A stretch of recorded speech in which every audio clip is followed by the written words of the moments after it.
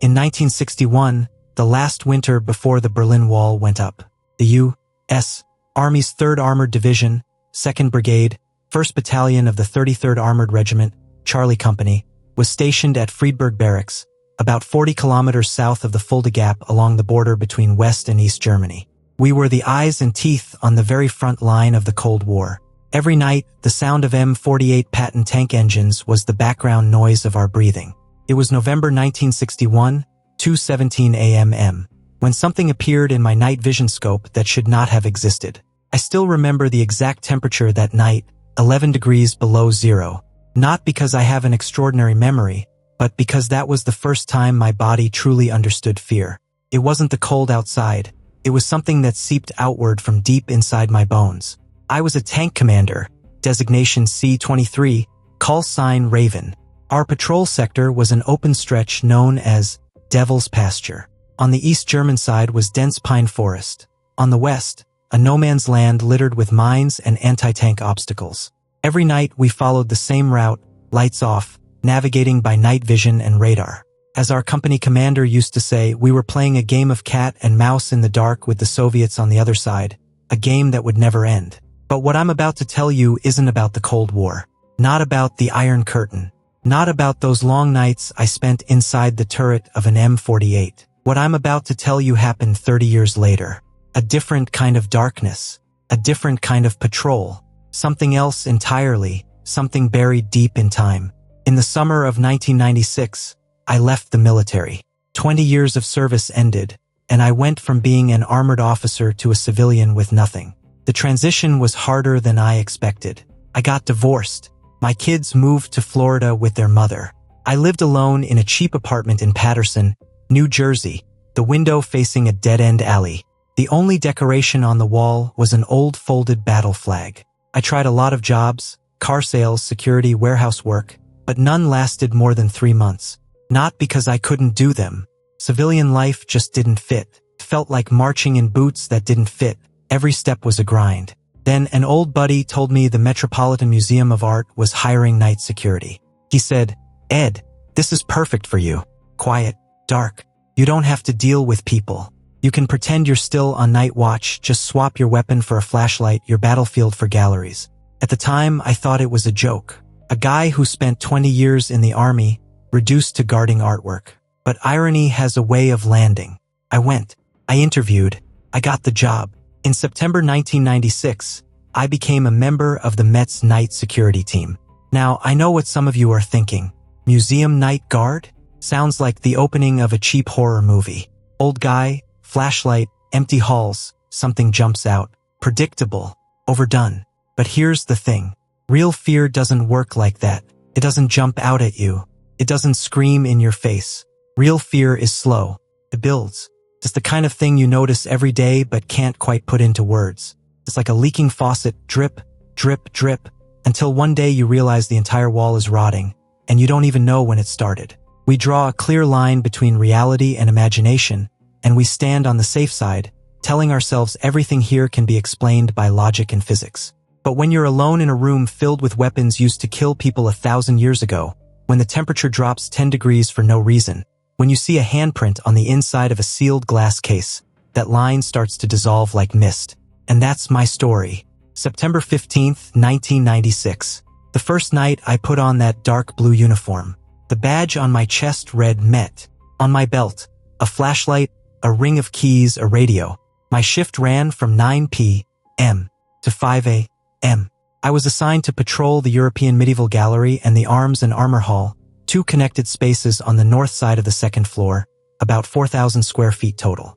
My route was a loop, starting from the central hall through the medieval sculpture gallery, past the famous 16th century Milanese plate armor, turning left into the arms hall, then back along the east corridor. For the first few weeks, everything was normal. Not just normal, boring. Extremely boring. The museum at night is nothing like the daytime.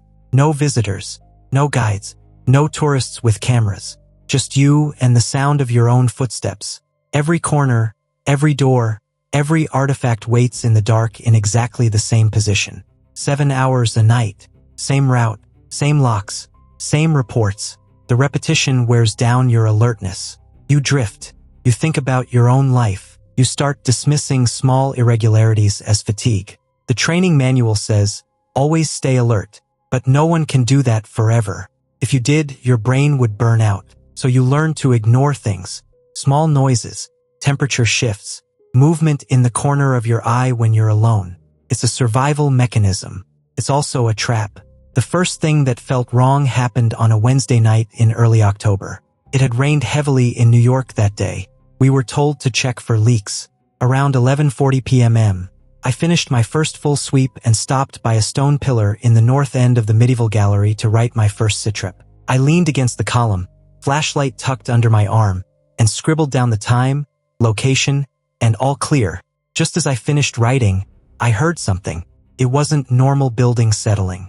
Not the HVAC system.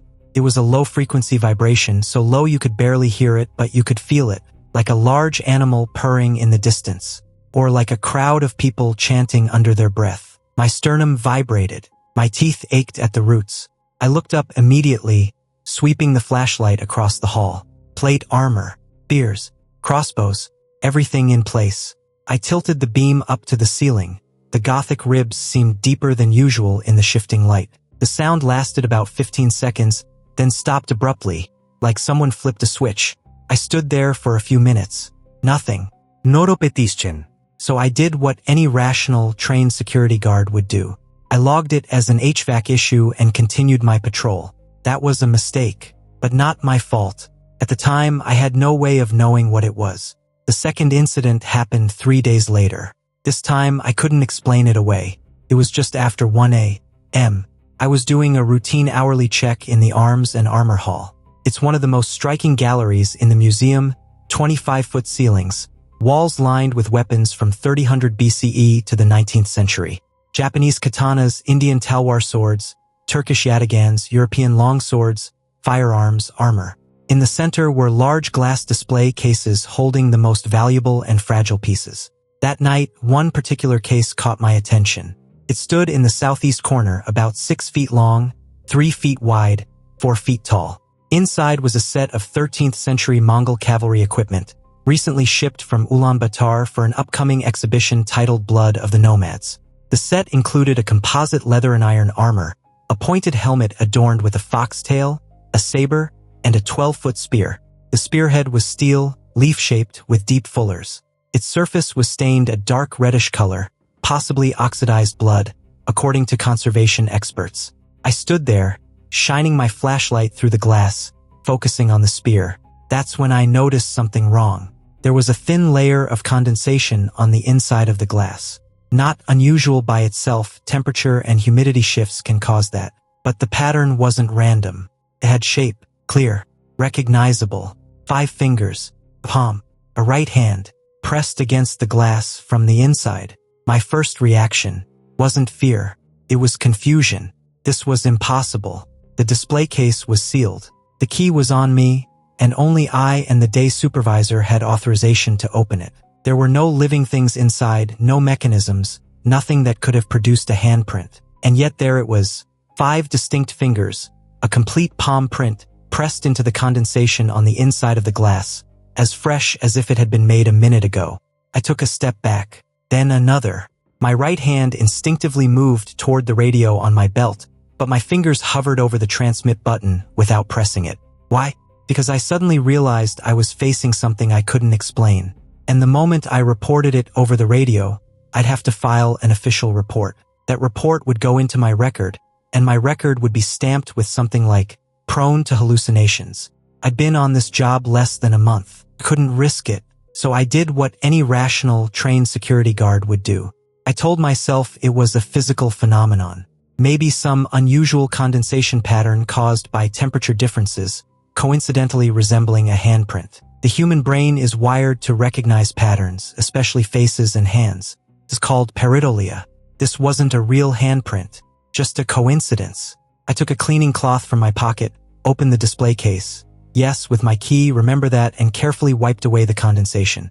Then I closed it, locked it, and continued my patrol. By the time I got home the next morning, I had almost completely forgotten about it. But I shouldn't have. I should have remembered the details of that handprint. The spacing of the fingers was off, The gap between the middle and ring fingers was wider than normal, and the thumb sat lower than it should have. I noticed those details at the time, but I chose to ignore them, because acknowledging them would have meant admitting that the print wasn't some random condensation pattern, but the trace of something real, tangible, something that shouldn't exist. Before I go on, you need to understand something. I'm not a man who believes easily in the supernatural. I served 20 years in the military. I've seen shells pass overhead. I've watched men die in front of me. I've seen war in its rawest, most brutal, least romantic form. I'm a practical man. I believe in the laws of physics, in cause and effect, in things that can be measured, tested, proven. But I also believe in something else. I believe in the things you can't explain on the battlefield. I believe in that primal fear you feel during a night patrol when your night vision fails and you're left with nothing but your senses. I felt it in the winter of 1961, out on Devil's Pasture. And now, 35 years later, in the Arms and Armor Hall of the Metropolitan Museum, I felt it again. The first week of November, the Blood of the Nomads exhibition officially opened. It brought together more than 300 artifacts from the National Museum of Mongolia, the Hermitage in Russia, and the British Museum, nearly 2,000 years of nomadic warfare, from the Xiongnu to the height of the Mongol Empire. Posters were everywhere in New York, subway stations, bus stops. A massive image of Genghis Khan's cavalry charging, with bold lettering, * they conquered half the world. Now they've come to New York. * the public loved it. Attendance exceeded expectations. Critics called it the most striking cultural event of the year. For me, it meant my workload tripled. The special exhibition hall, converted into a Mongol-style gallery, sat directly on my patrol route. And because the artifacts were so valuable and fragile, we were required to check the area at least twice an hour, staying no less than 10 minutes each time to ensure the climate systems were functioning properly. From the day it opened, I started noticing things I couldn't explain. The first was temperature. The exhibition was set to a constant 68 degrees Fahrenheit, with 45% humidity. The readings were logged hourly, and I double-checked them with my own thermometer. But almost every night between midnight and 2 a.m., the temperature in that area would drop 3 to 5 degrees below the set point. That might not sound like much, but in a controlled environment, it's significant. And it wasn't uniform. The drop was concentrated around the central display case, the one holding the Mongol cavalry gear. It was as if a pocket of cold air was trapped there, immune to the building's climate system. The second was the smell. Not dust, not cleaning chemicals, not preservatives. Something else entirely. It smelled like metal and blood, but mixed with something older. Sweat, leather, horses, and something you only smell on a battlefield. It's hard to describe. It's a scent made of fear, adrenaline, violence. If you've never been to war, you wouldn't understand it. But if you have, you never forget it. It wakes something up inside you. Your heart rate climbs. Your skin prickles. Your muscles tighten, preparing for a fight that isn't there. That's what happened to me. Every time I entered that gallery, I slipped into a state of alertness without realizing it. My breathing shortened. My shoulders tensed. My eyes scanned every corner for threats. But there were no threats. No enemies. Nothing to justify it.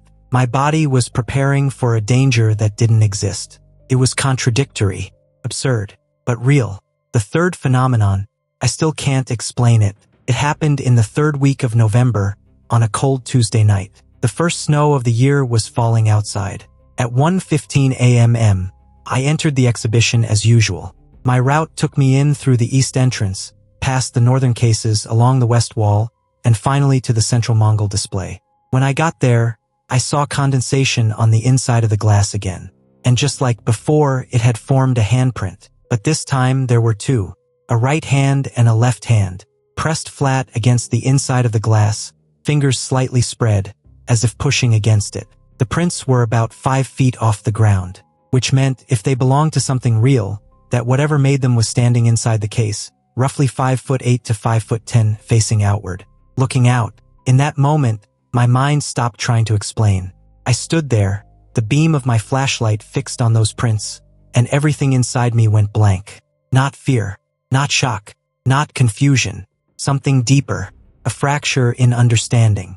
Like the foundation of my entire worldview had cracked open, and I was standing at the edge, staring down into something bottomless. How long did I stand there? I don't know. 30 seconds. Maybe 5 minutes. Eventually, I made a decision. I was going to open the case. I know how that sounds. A normal person, faced with something unexplainable, would back away. Report it. Let someone else handle it. But I'm not a normal person. I'm a soldier. And on the battlefield, when you encounter something you don't understand, you don't run. You don't wait. You move forward. You investigate. You confirm with your own eyes, your own hands. Because if you don't, the unknown stays behind you, beside you, in your blind spots, waiting to become a real threat. I took out my key. My hands were shaking, but my movements were precise. I unlocked the latch at the base of the case, gripped the edge of the glass cover, and lifted. It was heavy, about 40 pounds. I had to use both hands to move it. I set it carefully on a cart nearby, then turned back to face the interior. The Mongol cavalry gear lay there, still and silent. The armor gleamed dully under the lights. The foxtail on the helmet seemed to stir faintly, as if in a breeze. The silver fittings on the saber's sheath reflected my flashlight.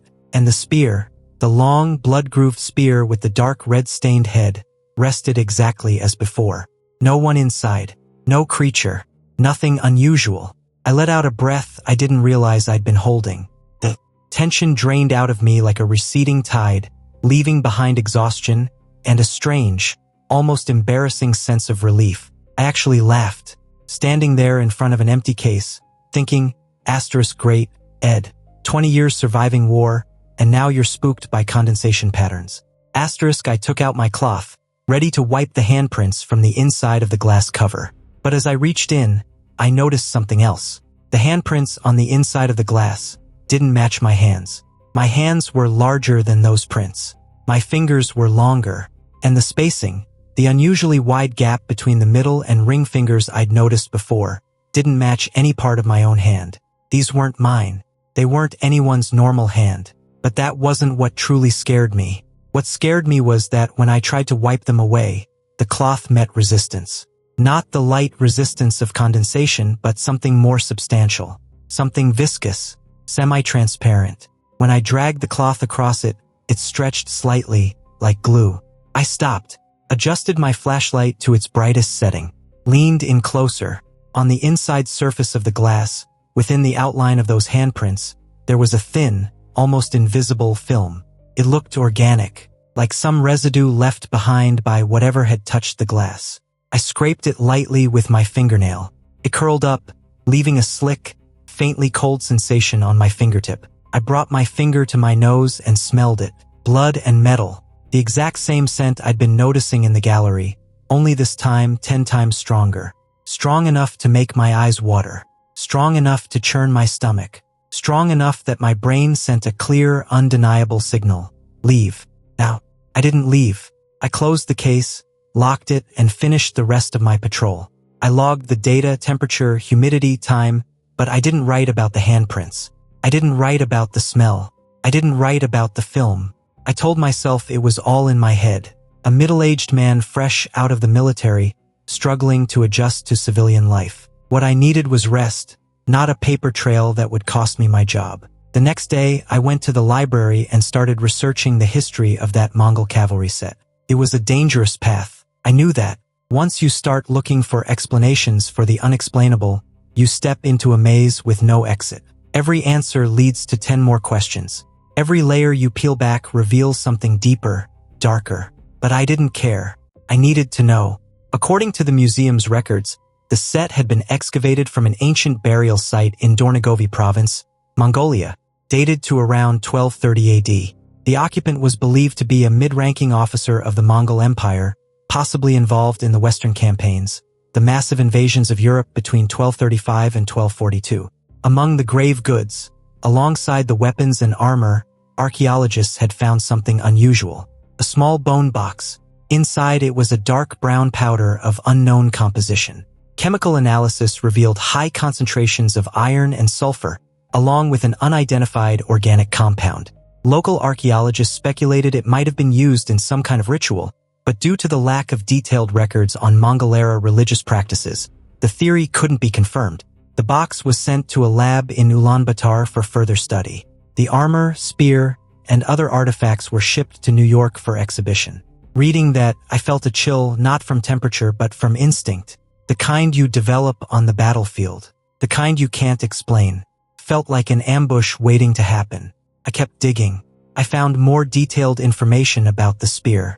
The steel of the spearhead was highly unusual, extremely high carbon content, nearly as hard as modern tool steel while retaining remarkable flexibility. For the 13th century, that level of metallurgy was far ahead of its time. More troubling was the dark red substance coating it. Under a microscope, it showed an abnormal, crystalline structure, not just oxidized blood, but a compound blood fused at a molecular level with some unknown material, forming something almost inseparable. The conservation report avoided speculation. It simply stated, * further study required. * But I knew that smell. I knew that texture. I knew that creeping cold that seeps out of your bones when you stand alone at night, surrounded by ancient weapons. I didn't know what it was, but I knew it was real. The first week of December, things changed. Suddenly, violently, like an ambush, 1 second calm, the next everything detonates. December 4th, Thursday, just after 1 a.m., I was at the central security desk, filling out logs. The night team had 8 people spread across different sectors. Every 2 hours, we checked in over the radio. Standard protocol. Control, medieval wing all clear. Control, Asian wing all clear. Control, arms and armor all clear. My last check-in was at 1:23 a.m. Everything normal. Then I headed toward the special exhibition. The moment I entered, I knew something was wrong. The smell, blood, metal, sweat, fear, was stronger than ever. So strong I had to cover my nose and mouth. My eyes burned. My body snapped into full combat readiness without conscious thought.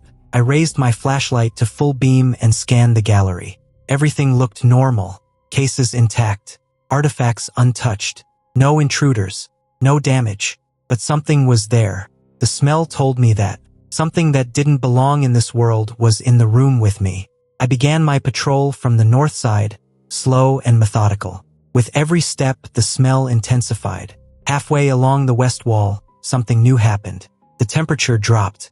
Not gradually, instantly, like a door to winter had opened in front of me. My breath turned to visible vapor. My fingers went numb in seconds. I checked my thermometer. 48 degrees Fahrenheit. 20 degrees below normal. Then I heard the sound. Not the low vibration from before. This was clear, distinct, recognizable. Hoofbeats. Not one horse. Dozens. Maybe hundreds. The sound came from everywhere. From the walls, the floor, the ceiling. Not from outside. This was Fifth Avenue. There were no horses at 1:30 in the morning. The sound was coming from inside the gallery. From the exhibits themselves. I turned toward the central display case. The spear was moving. Not the whole spear, just the tip. It trembled slightly on its mount, emitting a faint metallic hum. The frequency matched the hoofbeats perfectly, like a tuning fork resonating with something from somewhere else. I stood there for about 10 seconds. That was my limit. Then I did something I've never forgiven myself for. I turned and left. I didn't finish the patrol. I didn't check the central case. I didn't wipe the handprints that I knew would be there. I walked straight out, down the corridor, back to the central desk, sat down, hands on my knees, and stared at the wall until dawn. I ran. A veteran tank commander ran in a museum. December 6th, Saturday, I called in sick. December 7th, Sunday, I called in sick again. December 8th, Monday, I couldn't anymore. We were short-staffed. Another absence would raise questions I couldn't answer. I couldn't tell them I was afraid of a display case. I couldn't tell them I heard hoofbeats in the middle of the night. I couldn't tell them I felt something there. Something ancient, violent, something that should never have been brought back into the light. Because if I did, I wouldn't be a night guard anymore. I'd be a case file, a red flag, a man broken by his own fear. So Monday night, I went back. The first few hours were calm, unnaturally calm, temperature normal, smell faint, no sounds, no handprints. I started to relax.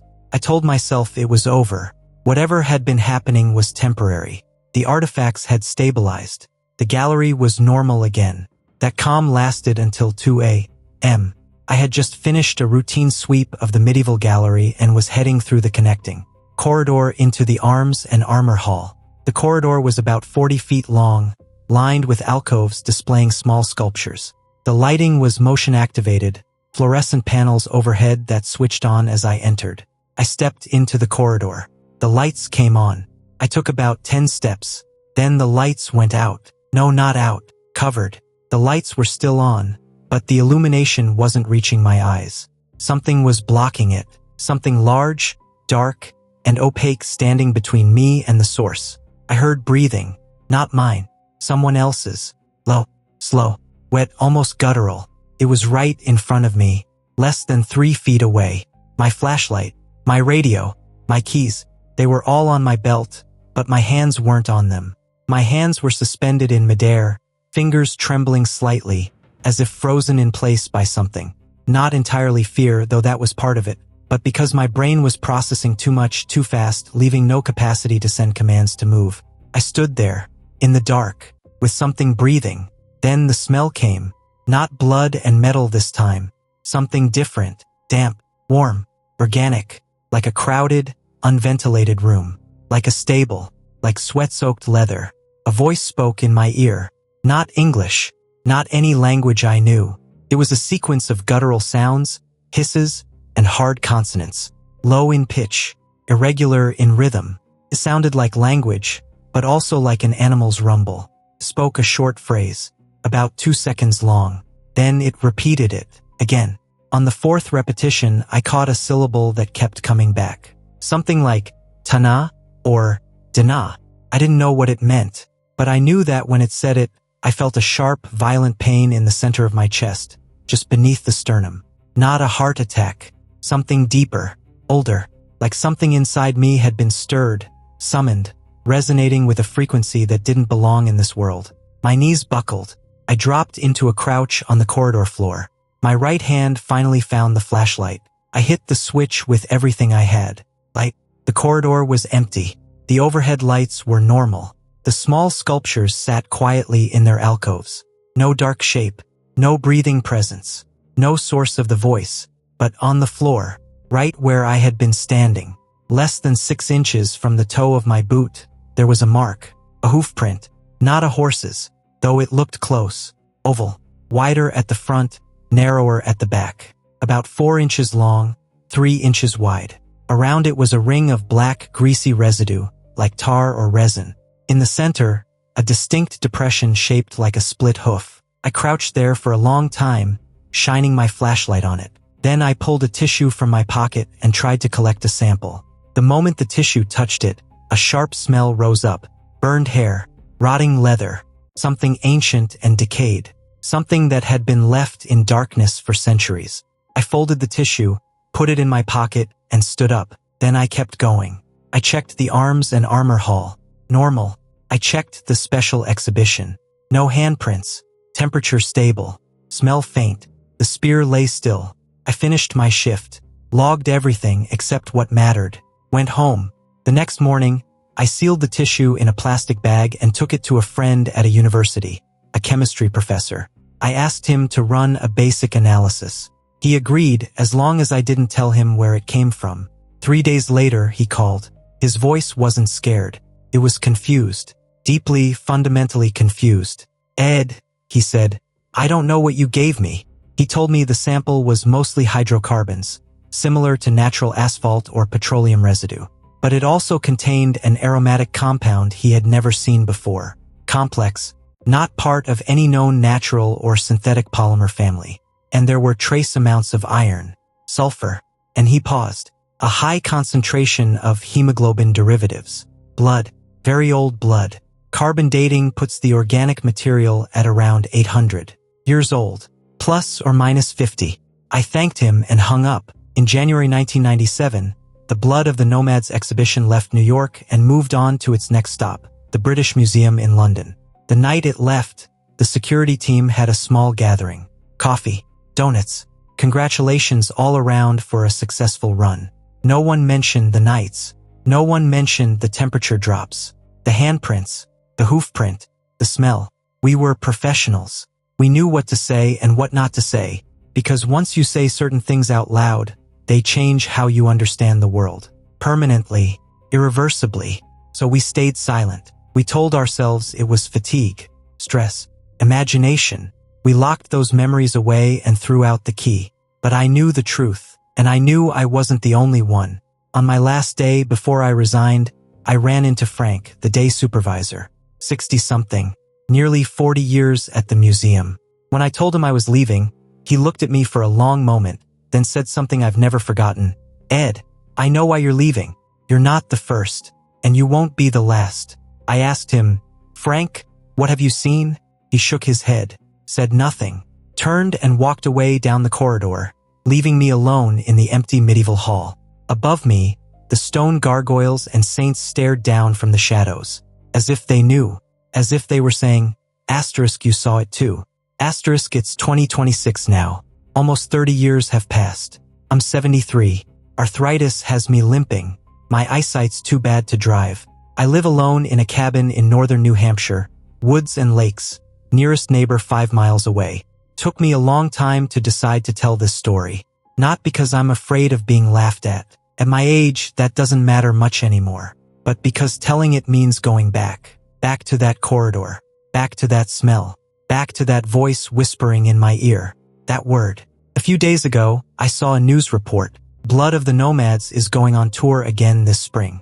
New artifacts included, among them, a newly excavated Mongol cavalry set, a spear, blood grooves, dark red residue. There was also mention of incidents during transport. One shipping container dropped to below freezing, despite normal system readings. 2 personnel reported headaches, nausea, and an unexplained sense of being watched. Their reports were filed as stress-related physiological responses. No further investigation. When I saw that, my hands started shaking. Not from the cold, the fire in my cabin was strong. From something older.